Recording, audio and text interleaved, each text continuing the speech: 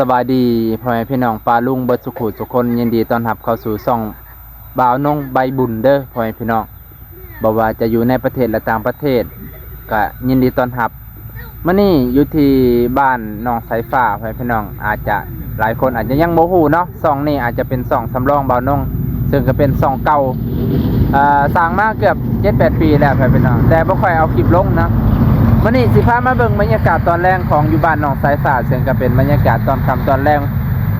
ตะเวนก็ตกดินแล้วพามาเบิ่งว่าถนนหนทาง